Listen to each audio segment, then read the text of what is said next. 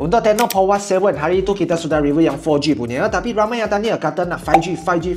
So hari ini video ini kita tengok dua-dua model 4G dan 5G. PowerWatt 7 harga dia dalam bawah 600 macam tu.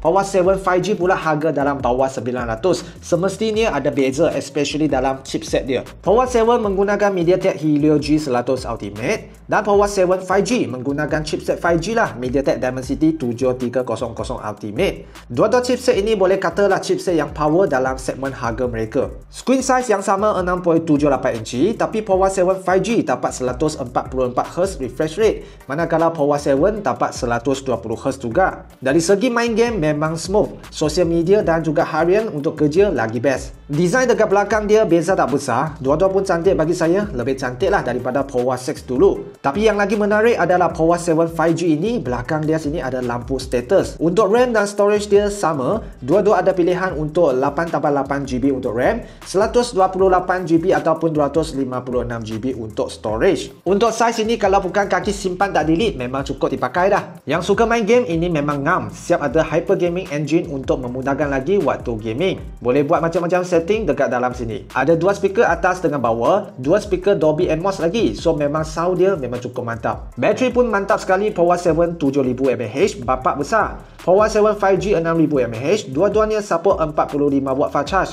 Tapi kalau yang 5G kan, dia support juga 30W wireless charge. Untuk pembeli PowerWatt 7 5G yang terawal akan dapat sekali dengan free wireless power bank. Jangan terlepas tau, power bank dia pun lawa gila. So kesimpulannya, kalau cukup bajet terus ambil yang 5G, overall dia punya spek lebih tinggi, lebih padu. Tapi lah kalau nak lebih jimat ataupun duduk area yang bukan 5G, boleh ambil saja yang 4G punya. Harga pun sangat berbaloi dan memang best. So video ini malas nak buat panjang-panjang. Kalau ada soalan, komen di bawah. Kalau yang berminat order sekarang dalam pack kuning.